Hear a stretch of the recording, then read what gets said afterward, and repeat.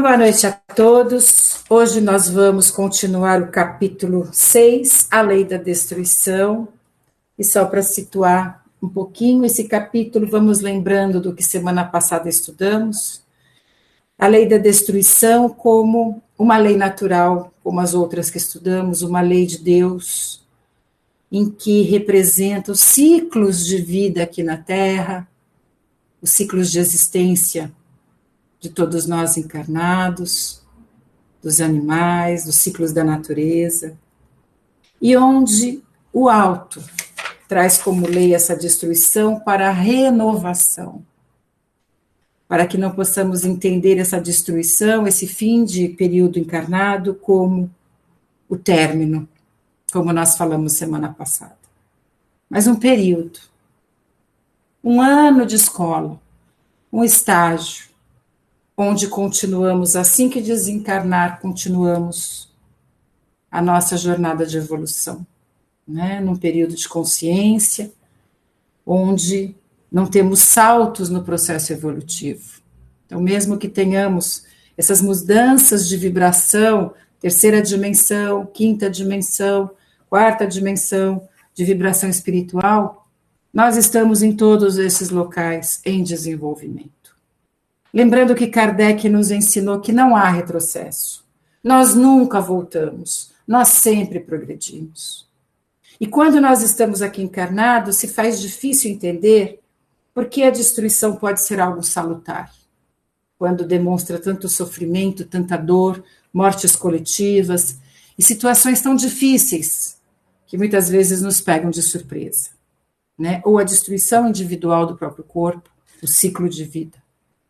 Quando nós saímos deste cenário terreno e abrimos a nossa mente, a nossa consciência, a compreensão espiritual, nós entendemos que não há destruição.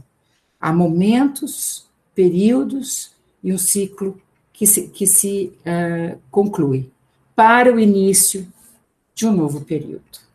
Não é? Não há separação, não há término onde há o amor. Então, nós sempre pensamos que as destruições estão associadas às perdas, e não. Nós não perdemos jamais aqueles que nós amamos, aqueles vínculos permanentes e eternos. Tá bom? Então, só para situar um pouquinho a aula passada, e hoje nós vamos para a pergunta 734, onde a equipe de Kardec pergunta aos espíritos: em seu estado atual, tem o homem direito ilimitado de destruição sobre os animais? Se hoje nós já temos uma consciência maior, a humanidade já tem uma consciência maior quanto, né, aos reinos que estão junto a nós aqui na evolução, o reino animal, o reino vegetal, se hoje o homem no século XXI, encontra uma maior consciência do respeito a estes reinos paralelos, nós estamos aqui lendo perguntas realizadas, né, no final do século XVII.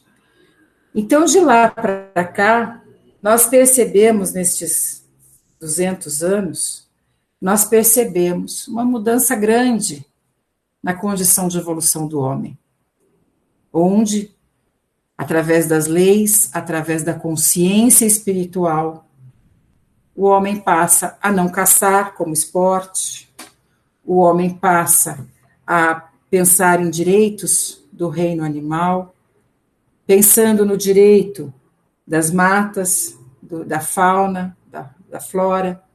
Então, a gente tem um avanço que está relacionada à condição de evolução do nosso planeta. Ainda se utiliza o reino animal? Sim. Mas a tendência é que este processo de destruição do reino animal, ele se interrompa, ele se modifique. A cada período, a cada salto evolutivo da humanidade, nós teremos mudanças na forma de se hoje entender esse reino maravilhoso que nos auxilia ao processo de nossa evolução. e onde nós fazemos parte do processo evolutivo desses irmãos, né? Como era comum nós ouvirmos no passado as pessoas dizendo: eu preciso de um animal para guardar a minha casa, né? Para tomar conta da minha casa. Hoje a gente não ouve mais isso. Então, hoje a gente tem esses animais perto de nós, fazendo parte da nossa vida, sem um uso, mas como um animalzinho que está ali na nossa casa, como um companheiro de jornada, cada um na sua condição evolutiva, nas suas características, no seu reino, a humanidade caminhando de uma forma muito mais amorosa ao reino animal. Falta muito ainda, falta muito, porque ainda utilizamos os animais na nossa alimentação. Ainda falta uma etapa de crescimento na nossa condição espiritual. Mas nós vamos chegar lá.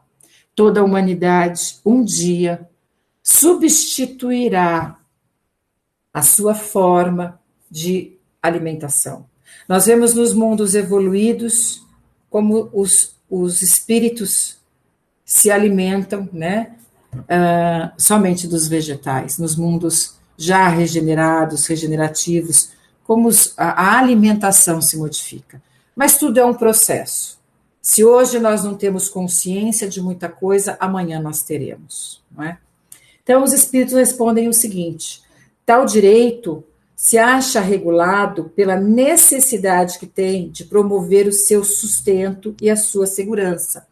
Veja que há 200 anos atrás é colocado também o homem utilizando o animal para a sua segurança.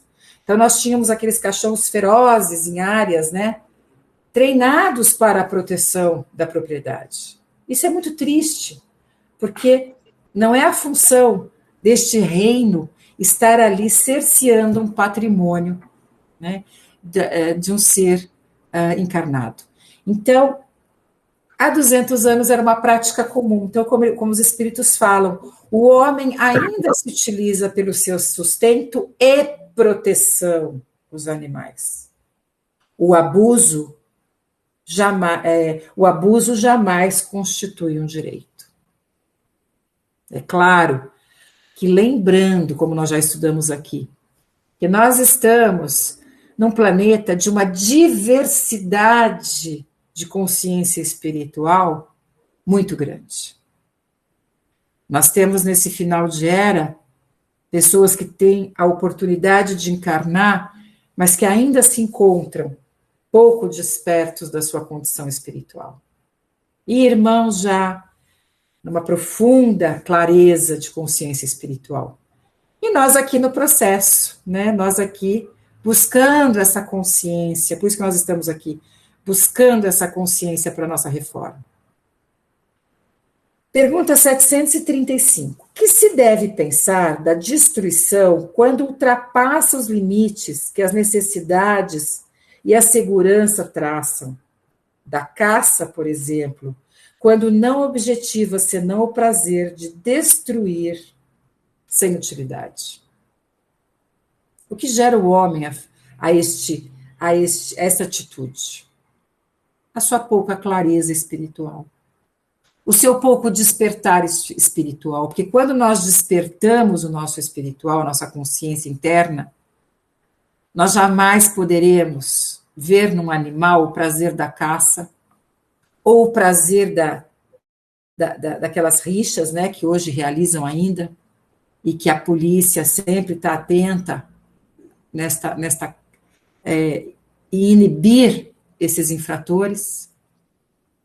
Mas é a consciência da nossa humanidade que deixa para trás as atitudes materialistas, as atitudes voltadas aqui ao prazer individual, sem empatia ao semelhante, seja o reino animal ou vegetal, seja um semelhante encarnado ou desencarnado. Ainda faz parte da nossa condição evolutiva esta situação? Sim, infelizmente. Mas nós estamos num processo de transformação. Por isso que a cada consciência desperta, a cada um que busca o conhecimento, a reforma, a explicação do porquê estamos aqui, é uma mudança neste processo. Então, o que pensar desses irmãos? Irmãos que ainda estão apegados no seu egoísmo a sensações primitivas de posse, de domínio, de uso, né? A caça como um prazer onde gera o sofrimento. Então, irmãos que ainda não despertaram o seu amor sagrado por si mesmo e pelos seus reinos que estão aqui para nos ajudar, né? Então, os espíritos respondem: predominância da bestialidade sobre a natureza espiritual. Toda destruição que excede os limites da necessidade é uma violação à lei de Deus. Os animais só destroem para a satisfação de suas necessidades, enquanto o homem, dotado de livre-arbítrio, destrói sem necessidade. Terá que prestar contas do abuso de liberdade que lhes foi concedida, pois isso significa que cede aos maus instintos. Se hoje o homem, ainda no nosso planeta, viola o semelhante, destrói o semelhante, né? Ele faz isso nos reinos paralelos ainda com muita frequência. Então, a gente deve ter uma atitude de oração ao nosso planeta, para que todos estes instintos sejam transformados em sentimento, como nós estudamos aqui neste curso, né? Nós trazemos instintos que ao longo do nosso crescimento passam a se tornar sentimentos. Pergunta 736. Especial merecimento terão os povos que levam ao excesso o escrúpulo quanto à destruição dos animais? Aqui a pergunta se refere aos povos que santificam alguns animais, não é? E se isso é uma condição de evolução maior. Algumas culturas, algumas doutrinas santificam alguns animais.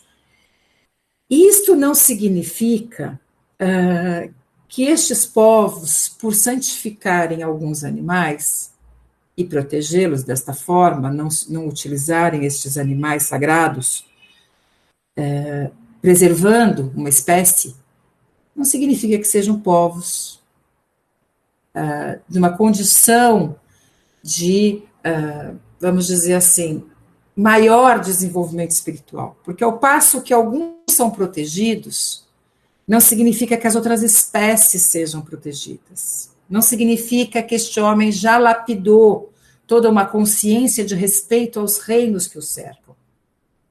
Imposto pela doutrina, ele não ingere a carne bovina, por exemplo. No entanto, ele se utiliza de outras condições ainda com o reino vegetal e animal, que não caracterizam nestes povos uma diferença de condição espiritual, ou seja, quando se santifica um elemento da natureza, não significa que este povo já se conscientizou de que estes reinos coabitam a nossa evolução de forma divina. Pode ser uma prática simples, dogmática e religiosa. Tá bom? Então, às vezes, nós temos hábitos religiosos, mas não significa que nós estamos esclarecidos em algumas coisas. Por exemplo, quantos de nós, ou quantos indivíduos, frequentam locais de esclarecimento espiritual, seja a igreja, seja o centro, mas aquilo ainda não realizou uma mudança. A prática religiosa não ainda modificou aquele indivíduo, porque este processo é interno. Nós temos as casas para nos ajudar, mas depende de cada um de nós esta consciência. respeitar a vaca e respeitar todo o reino paralelo. Então, as práticas, elas são uniformes quando nós já estamos com a nossa consciência esclarecida, tá bom? Agora vem um tema um pouquinho mais forte para nós, que são os flagelos destruidores. O que a gente entende por flagelos?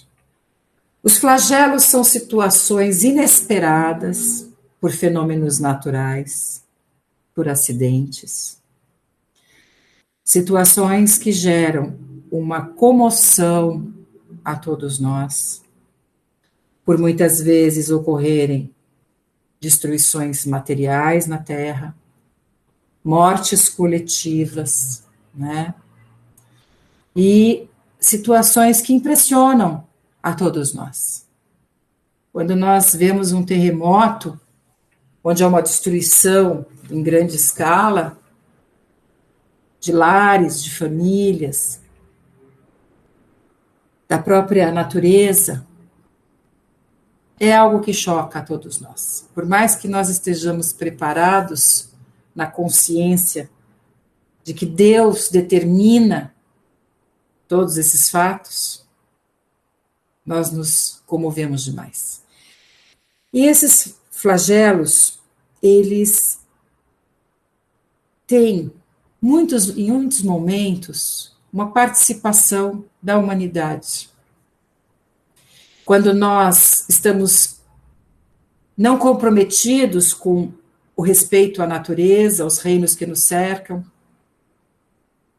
ao ciclo de vida dos animais, nós comprometemos o nosso clima, o nosso meio, e podemos estar diretamente ligados a esses flagelos, em karmas coletivos, como nós já estudamos. Mesmo nós tendo responsabilidade nestes casos, eles só ocorrem com a permissão de Deus, com a permissão da espiritualidade. Aqueles que estão envolvidos nesta situação foram ali colocados porque se comprometeram a fazer parte da recuperação de uma energia para sua depuração. Então, nós estamos, quando há um terremoto, quando há um maremoto, quando há um tsunami, quando há uma tempestade, né, como tem tanto nos Estados Unidos, aqueles ciclones,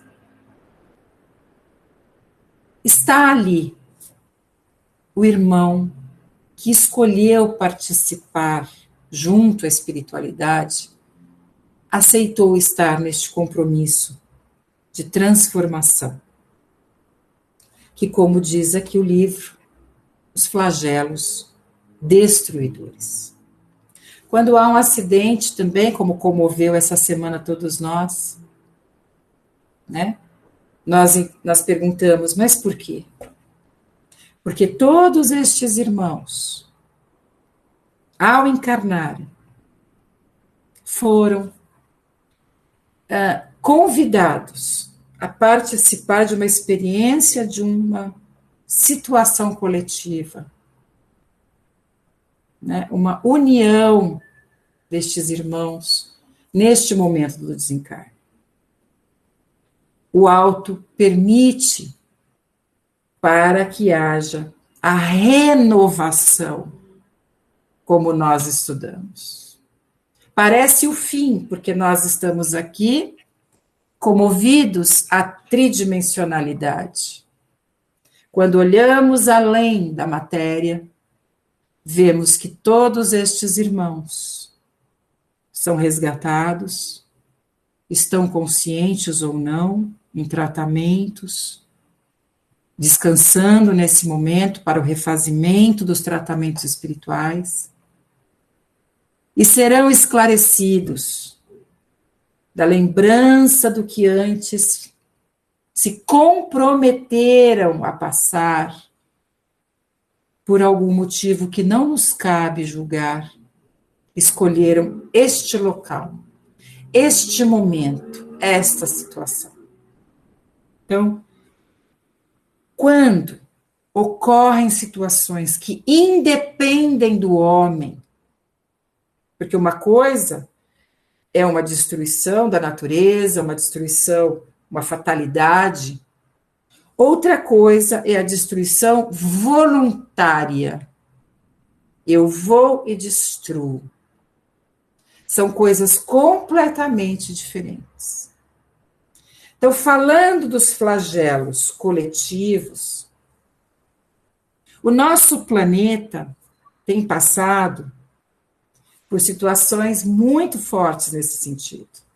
Hoje, inclusive, eu estava lendo que nós temos aí um novo ciclo de mudança climática, porque descobriram um novo El Niño, uma outra força meteorológica que está vindo do sul, do Polo Sul, em direção a todo o hemisfério sul. Eu não sei explicar, deixa eu ver algum meteorologista para ajudar, mas a cada momento o homem descobre que novas mudanças estão ocorrendo na natureza do nosso planeta. Ocorrem situações no Brasil que não ocorriam, ocorrem situações na África que não ocorriam, podem ocorrer situações na Europa que nunca ocorreram. Tudo isto está na programação da espiritualidade maior. Nós estudamos aqui no começo do ano que existem falanges que só atuam neste processo. Vocês lembram que nós falamos sobre isso? Existem grupos, mentores, trabalhadores que regulam o clima, as chuvas, regulam as marés, regulam a proteção das matas, porque se dependesse do homem, talvez já estivesse tudo destruído. Estas falanges organizam as situações meteorológicas e as situações aqui, né, na Terra, de acordo com o processo que nós precisamos passar daquilo que nós estamos emanando. Os pensamentos. Por que ocorre uma tempestade? Não sei se vocês já estudaram. As tempestades, os vendavais, os ciclones, eles ocorrem para dissipar os miasmas, placas, formas, pensamento, que nós emanamos diariamente e vão ficando aqui, poluindo a atmosfera energética do nosso planeta. Se faz necessário alterações bruscas para que haja uma varredura energética. Então, vejam,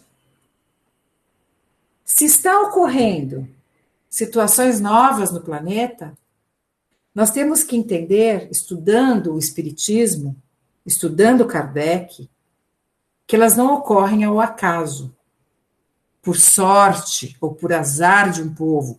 Isto não existe. Existem irmãos que estão ligados a estas situações e experimentam, por missão ou por processo karmático, fazer parte destes grupos. Então, nós não podemos dizer só os sofredores estão ali unidos? Não. Milhares de espíritos se colocam à disposição da espiritualidade para trabalhar nestes momentos de karmas coletivos, de flagelos destruidores. Por quê? Porque com a energia salutar, eles podem melhorar aquela situação. Há missionários por todos os cantos do planeta. E nos flagelos se faz necessário estarem missionários também. Então, nós não podemos dizer nunca, então ele foi vítima de um terremoto, então ele provocou isso de algum jeito, ele mexeu com a natureza, ele não respeitou, não sabemos. Não sabemos. Às vezes a espiritualidade se utiliza também destes fenômenos para um desencarne, muitas vezes que nos surpreendem demais, mas a pessoa às vezes nem vê o que aconteceu. São situações que ela nem percebeu como ela desencarnou. Não há sofrimento para o desencarne. Físico, eu digo. Porque sofrimento espiritual depende da nossa condição evolutiva. Quanto mais evoluímos, mais o desencarne é tranquilo. Mais o desencarne é sereno. Mais a consciência espiritual nos acalma. Mas no físico, nós temos diferenças de desencarne. Doenças mais sofridas, mortes que a pessoa nem percebeu que morreu, porque foi tão rápido. Então, a espiritualidade coloca ali, na sua condição de juízo claro, o que é necessário. Missionários, irmãos que precisam desencarnar, irmãos que têm comprometimento com a natureza. Estes irmãos são preparados antes do flagelo, têm consciência do que vai ocorrer. Então, como diz a pergunta, com que fim fere Deus a humanidade por meios de flagelos destruidores? O homem coloca a pergunta, fere Deus? Nunca fere. A equipe de Kardec coloca no sentido, não negativo, fere, mas no sentido. Com que fim? Deus que é todo bondade e justiça, por que Deus permite um acidente monstruoso, como nós vimos essa semana, que toca os nossos corações, um terremoto, um tsunami? Por que Deus permite? Aí nós entramos na lei da destruição natural, onde a destruição natural nos prova que são términos de um período que precisam esses irmãos serem convidados a uma nova etapa, para trabalharem na espiritualidade, para voltarem à sua morada e à sua família espiritual, para reencontrarem seus afins, para depurarem os males ligados àquela situação, e muitos ali como missionários, para melhorar o trabalho naquele momento. Onde a espiritualidade permite o flagelo e também se organiza para que as equipes de trabalho espiritual estejam antes do fato, junto a cada irmão que ali está. Os livros nos mostram que quando há um fenômeno natural de desastre, ou há um acidente como o que ocorreu, a espiritualidade, já sabendo do que vai acontecer, além de preparar os irmãos, está está no local, na mesma frequência ali, para que aquela situação seja amenizada, para que as pessoas não sofram, né? Para que as pessoas sejam ali acolhidas, anestesiadas, entre aspas, para que a passagem não tenha a força do que nós que estamos fora possamos imaginar. Porque nós estamos do lado de fora, nós imaginamos um terremoto o que é.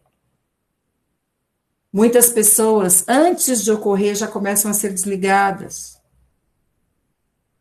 já começam a ser anestesiadas. A espiritualidade é tão boa que nós temos que confiar no que Jesus ensinou. Não cai uma folha sem a vontade do alto. Então, esta parte aparentemente triste deste capítulo ela é muito necessária para todos nós. É muito necessária. Então, quanto mais nós estudamos, mais nós conseguimos ver como a espiritualidade ancora, assiste e planeja tudo o que ocorre no planeta. Ah, mas vem um meteoro, como é que vai ser? O que a espiritualidade faz? Já intui o homem da Terra, nos seus mecanismos físicos e científicos, que eu não entendo dessa área, para que o homem impeça que um meteoro chegue à nossa atmosfera. Quantos estão circulando junto de nós? Quantos meteoros estão circulando próximo à Terra? Vai cair por azar? Jamais.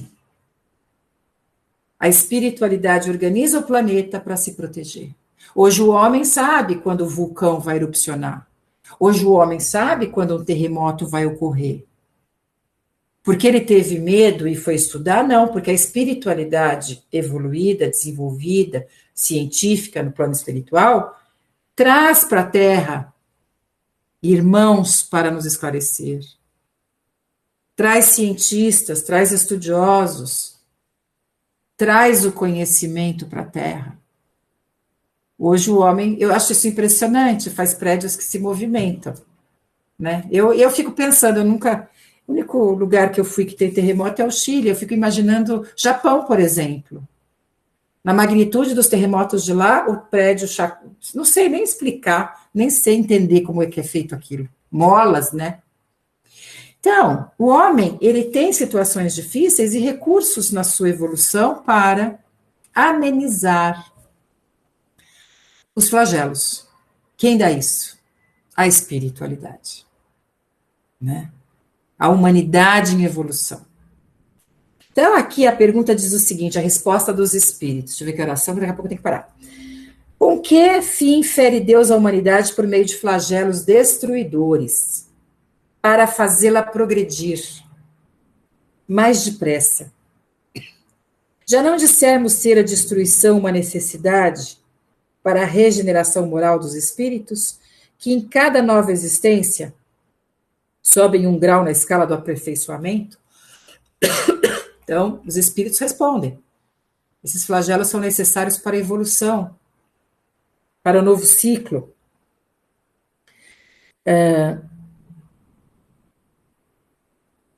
Preciso é que se veja o objetivo para que os resultados possam ser apreciados. Somente do vosso ponto de vista pessoal os aprecieis. Daí vem que os qualificais de flagelos, por efeito do prejuízo que vos causam. Essas subversões, porém, são frequentemente necessárias para que o mais pronto se dê o advento de uma melhor ordem de coisas e para que se realize em alguns anos o que teria exigido muitos séculos. Quando o meteoro traz a era do gelo, que nós temos ali, que dissiparam o reino, né, todos os dinossauros, aquilo não foi um azar. Foi a necessidade de se fechar um ciclo, se passar o planeta por uma nova etapa, onde seria possível a chegada do homem. Claro que foram milhões de anos, mas foram etapas necessárias para que nós estivéssemos aqui. Então, a gente olha com tristeza os flagelos, mas essa resposta é muito importante. São ciclos necessários. E quando nós olhamos de fora e entendemos o que Deus, através desta lei, Deus não é um ser, esta lei perfeita, que organiza um universo que se multiplica, né? Agora a gente descobriu, a ciência descobriu o multiverso, ou seja, milhares, bilhões de universos que devem ter por aí. Esta organização tem uma lógica. E estes ciclos de criar e destruir, nós falamos destruir que não é o termo correto, o fim do período, para começar outro. E o desencarne representa este período. Tá bom? Então, eu vou parar por aqui. Ainda está cedo, ainda dá para falar mais uma. Vocês querem mais uma? Então, vamos para 738. Para conseguir a melhora da humanidade, não podia Deus empregar outros meios, olha essa pergunta, que não os flagelos, ou seja, o homem consegue aprender, se modificar sem situações tão difíceis? Será que a espiritualidade conseguiria nos ensinar com mais suavidade? E a resposta é a seguinte: pode e os emprega todos os dias. Vejam isso, que coisa impressionante a resposta dos espíritos. O que eles querem dizer é que eles já fazem isso. Se eles não fizessem, as tragédias seriam muito maiores pela condição evolutiva que temos. Eles já impedem uma série de fenômenos naturais. Eles já nos protegem de uma série de situações de risco. Diariamente. Tá aí os nossos anjos de guarda, né, nos segurando para não atravessar a rua, nos fazendo esquecer não sei o que para não encontrar uma situação difícil, né, nos fazendo mudar de cidade porque nós precisamos encontrar parentes espirituais lá, nascer num país que não tem terremoto, tudo isso nós temos ali uma organização. Nós somos privilegiados com a nossa pátria. Então, já existe essa ajuda. Mas será que só o alto, tirando as dificuldades, nós conseguimos progredir? Então, vamos ver a resposta. Pode os emprega todos os dias, pois que deu a cada um os meios de progredir pelo conhecimento do bem e do mal. O que a espiritualidade quer dizer? Que quando ela deu o livre-arbítrio, ela deu a possibilidade de cada um de nós escolher o caminho que a gente quer. Eu vou por aqui, eu vou por aqui. Como somos ainda espíritos imperfeitos, nós erramos e acertamos. Mas quando nós erramos, é como aquela criança que você conversa, mas a criança não quer ouvir, a criança quer fazer da forma dela, até o momento que os pais falam, não, você não está atendendo, então eu vou ser obrigada a tirar o seu brinquedo agora, para você prestar atenção no que eu estou falando, né, a tirar uma situação. A espiritualidade faz isso conosco. Eles dão chance, eles dão oportunidade, eles vão mostrando, olha, vai por aqui, dão sinais, colocam orientações para nós, colocam missionários como estão por todos os lados, sejam encarnados, sejam desencarnados. Mas o homem reluta, porque nós somos teimosos. E a gente fala, não, isso não tem problema, é um errinho bobo, vamos fazendo, vamos levando. E nós vamos errando, e vamos errando. Como fizemos com o planeta? Destruímos a parte material do planeta. Agora, só grandes fenômenos para fazer a varredura da reorganização vegetal, das águas. Tempestades que limpem, dissipem a energia pesada que nós estamos pondo no planeta. Aí a coisa fica mais difícil. Mas o alto, antes disso, nos trouxe muitas oportunidades. Tá bom? Então, isso que eles querem dizer aqui, ó. O homem, porém, não se aproveita destes meios.